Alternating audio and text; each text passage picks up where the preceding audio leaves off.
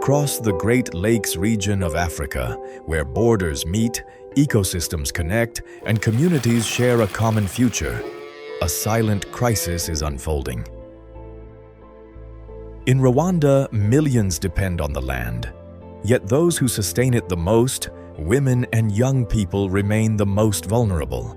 They are farmers, caregivers, innovators, but too often they are left out of the decisions that shape their future. Climate change is reshaping lives, altering seasons, drying rivers, flooding homes, and threatening the very foundation of livelihoods. But change began with a single opportunity. Through TIF Project, supported by Actionaid, women were introduced to new ways of thinking and new ways of farming. Mbere yo gukorana na TIF, nari mfite ikibazo nyine cyo kutagira icyo gukora. Urumva umuntu atakoze ntacyo yaba afite, nko kubona amafaranga byaragoranaga. Imbere yo guhabwa inkunga, imbabura irondereza ibicanwa na Actionaid. Ikibazo nari mfite nuko inkwi najyaga gucana byangoraga, nkabona kugira ngo njye gutora inkwi hakaba n'igihe ngenda wenda nkabona imvura iraguye nkaba ndazibuze, no kurara ntariye bikabaho kubera ko nta kintu nari gukora gushaka gucana mu mashyiga.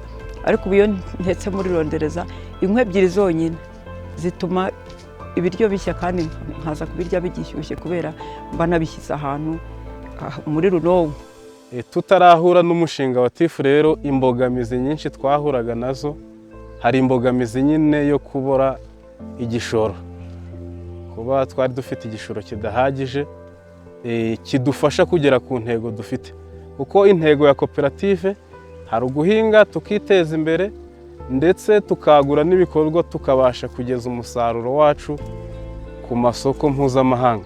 Tutarahura n'umushinga w'Actionaid, twari abahinzi duhinga, ariko ugasanga turahinga tudafite intego, ugasanga turahinga tutagira ifumbire, tukumva nibyo twahinze kandi tukumva biratunyuze.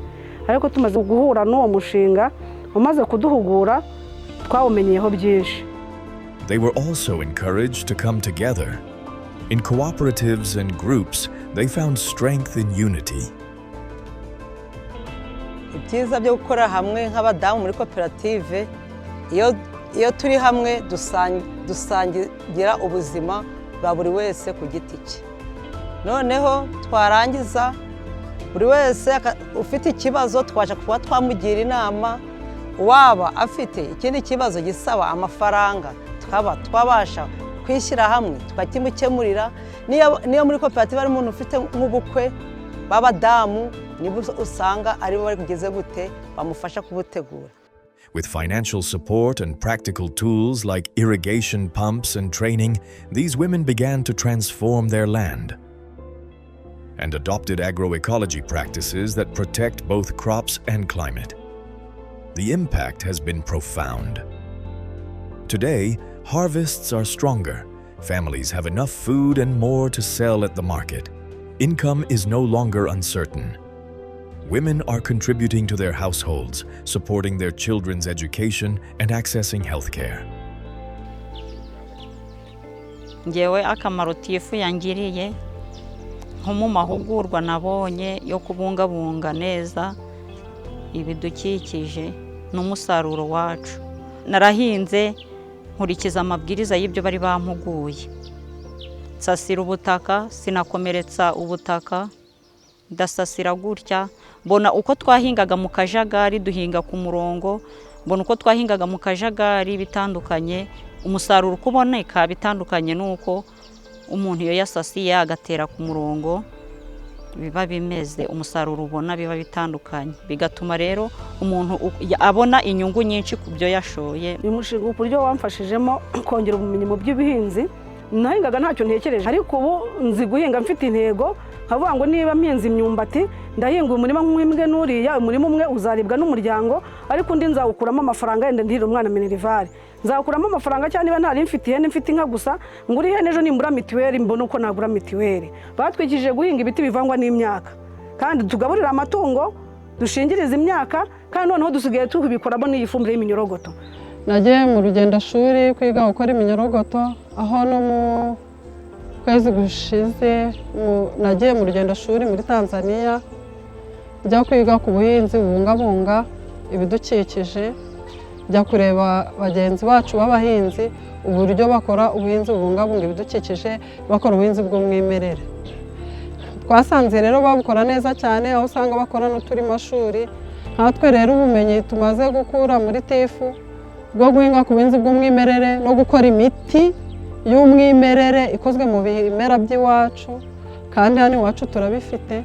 Ubwo bumenyi nabusangije bamwe mu banyamuryango, kandi turacyakomeza kubusangiza n'abanyamuryango bo mu yandi makoperative, tubashishikaririza guhinga ku buryo bw'umwimerere, kandi dukomeza n'ubukangurambaga mu murenge wacu kugira ngo ubuhinzi bw'umwimerere buhabwe agaciro. Aha hantu turi murabibona ko turi mu bisimu by'iminyorogoto. Batwigishije uburyo iminyorogoto ikora, ariko baza kuduha n'inkunga. Twagiye rero iryo somo rivuyeho ryo kutwigisha uburyo iminyorogoto ikora ifumbire, bahise batujyana mu rugendo shuri. Tuvuye rero ko twari tumaze kubona iyo fumbire, baratwigishije n'umumaro wayo, twaraje duhita twubaka ibi ngibi mureba. Ubwo rero baradusuye, babona ko turi mu kazi, babona ko hari ibyo twatangiye, bahita baduha inkunga. Iyindi nkunga Actionaid ifatanyije na TIF yaduhaye, twabonye amahirwe yo kujya mu rugendo shuri muri Tanzania kwiga ubuhinzi bubungabunga ibidukikije. Ubumenyi twakuyemo tuzabukoresha mu mirima yacu, kandi twizeye ko bizadufasha kongera umusaruro. TIF yaduhaye inkunga y'amahugurwa ku buryo bwo guhinga tudakomeretsa ubutaka, noneho twarangiza guhinga tudakomeretsa ubutaka tukanasasira. Irangije iduha imashini zo kuja tufuhiza, kuko mbere tutari twabona ayo mahugurwa n'izo mashini, twagiraga ikibazo cyo kuba twarahingaga tugahura n'izuba, noneho igihe cyo gusarura tukabura umusaruro. Irongera iduha amarozwari yo kunganira imashini ifuhira, ku buryo no mu banyamuryango wahinze mu gihe cy'izuba abasha gufata za rozwari akaja gucucira mu murima we. But perhaps the most powerful change is not just economic, it is personal. Yet challenges remain. Climate change continues to threaten their progress. But now these women are better prepared. Together, they adapt using resilient farming techniques, sharing knowledge, and supporting one another through uncertainty. Mu buhinzi dukora duhura kenshi na kenshi n'imihindagurikire y'ikirere, imvura nyinshi se, ndetse hake na hake n'izuba ubwo riza rikadukoma mu nkokora mu buhinzi bwacu. Inkunga TIF yaduhaye yadufashije guhangana n'ihindagurika ry'ikirere, nko turavomerera mu gihe cy'izuba, mu gihe cy'imvura turasasira, tugatera, dutera n'ibiti bivangwa n'imyaka, tukarinda no gukomeretsa ubutaka, tukabusasira. Iyo imvura iguye icengera mu butaka, n'izuba rivuye iyo utakomerekeje ubutaka bubika amazi warasasiye. Nkimara kubona ko mu rwego rwo kubungabunga ubutaka umuntu ahinga haruye kugira ngo isuri itabutwara, no guhinga dusasiye kugira ngo ibihingwa byacu bigumane ubuhehere bwo hasi, nahise mbikora, ndabigerageza ndabikora, mbona bifite umusaruro. Ndangije no mu matsinda mbijyanamo, nabo barabikora, tubona umusaruro ahindutse. None icyo wadufashije cyane ni uko n'abaturanyi abenshi basigaye bahinga baharuye, ukabona ko umusaruro uboneka neza kandi ubutaka bwacu butakigenda. Agroecology has become more than a method, it is a solution. By using organic fertilizers, protecting the soil, and adopting agroecology, communities are rebuilding their relationship with the land. Food security is improving, the environment is being preserved, and resilience is growing stronger with each season.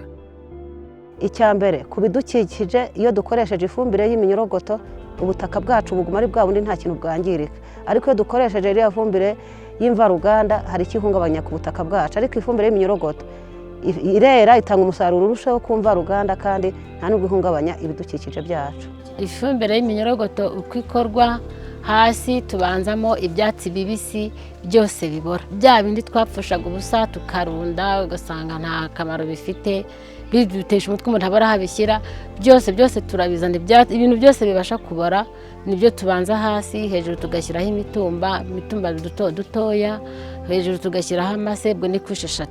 Iyo igisimbu kituzuye turakomeza tukongera tugatangirira ku byatsi bibisi bibora, tukongeraho imitumba tugashyiraho amase, kugeza ubwo dushoje izo kusha 3 zikurikirana gutyo. Noneho dusoreza ku mase, tugahita tuzana ibinyorogoto tukagenda tunyabagizaho, ubwo iminyorogoto igahita itangira gukora akazi. Rero ifumbire tuyisarura mu gihe cy'amezi 3. Icyiza cyayo ni ifumbire ubona iyo imaze gukorwa ibiseye neza, imeze nk'itaka, byonyine no kuyapurikisha usubiza nanone ifumbire ku gihingwa mu gihe cyo kuhira imyaka. Hano iwacu niko tuvuga kongera gusukira dushyiraho itaka, tuzajya tuyishyiraho neza kuko ni ifumbire nziza rwose ibiseye. Ibi bizadufasha kubona umusaruro, tukabona ibyo kurya, tugasagurira isoko, tukabona amafaranga yo gukora ibindi bintu. Women in these communities were supported with livestock, especially cows, a simple but powerful asset. For many, a cow meant more than just an animal. It became a source of daily nourishment, providing milk to feed their children, a source of income, helping them meet basic needs, and a way to restore their land through natural fertilization of their farms. What once felt like survival slowly began to feel like possibility. Biranshimishije cyane guhabwa itungo ntaryo nari mfite, nahingaga sinezaga, ntabwo nariraga ku gihe, ariko noneho ubu ndishimye kubona abana babonye amata kandi nanjye nkayabona. Twabonye ko umuturage adashobora kwikura mu bukene igihe adafite amatungo, twabonye rwose bidashoboka kuko abaturage ubukungu bwacu bw'akarere ka Gisagara bugizwe n'ubuhinzi n'ubworozi. Rero ntushobora guhinga udafite ifumbire. Inka rero twabonye ko ni itungo rirerire rizana ifumbire ku kigero cyo hejuru. Abafatanyabikorwa mu iterambere ry'akarere, noneho nk'umufatanyabikorwa nka Actionaid ni abafatanyabikorwa b'ingenzi dukwiye gukomeza gufatanya tunashimira. Reka mbereke rero uko ecology site yacu iteye. Ahangaha ni igice kizakorerwamo ubworozi bw'inkoko. Ahangaha hazakorerwa ubworozi bw'inkoko. Iki gice kiri hano kizakorerwamo ubworozi bw'ingurube, mu gihe kiriya gice kiri hariya kizakorerwamo ubworozi bw'inkwavu. Kiriya rero ni igice kizakorerwamo modo y'ubuhinzi bukoreshwamo za tekinike zose zo muri agroecology. Murabibona ko ubutaka bw'amabuye buri gutunganywa neza kugira ngo dutangire gukora ya modo y'ubuhinzi bwiza busigasira ubutaka kandi butanga umusaruro, tugahinga neza ku buryo dukora ubuhinzi budakomeretsa ubutaka. Iyo niyo tekinike ya mbere mu by'ukuri tuzigisha abahinzi, ndetse natwe tuzanapurikira hano. Iyindi tekinike ni ukuhira, kuvomera mu gihe cy'izuba, kuko nk'uko nabivuze hano hantu dukunze kugira ikibazo cy'indagukira y'ikirere kandi gikunzwe kuba kigizwe n'izuba ryinshi ry'igihe kirekire, bigatubya umusaruro mu by'ukuri. Rero iyindi tekinike tuzakoresha kuri ino site yacu ni uburyo bwo kuhira, kuvomerera dukoresheje amazi azaturuka hariya kuri bya biraro. Nyirango murabona ko twashyizeho imireko ifata amazi, n'amazi tuzakoresha mu gihe cy'izuba, ndetse kandi twegereye n'umuyoboro hano ku buryo mu gihe cy'izuba kirekire cyane tuzakurura amazi tukayazanamo hano, nayo akadufasha mu kuhira ya myaka yacu, bityo tukabasha guhangana na cya gihe cy'izuba kirekire, kuko nacyo kiri mu bikunda gutuma umusaruro uba mukeya. With each step, women are rebuilding their lives with dignity, with strength, and with hope for the future. When women are empowered, the seeds they plant don't just grow crops, they grow change.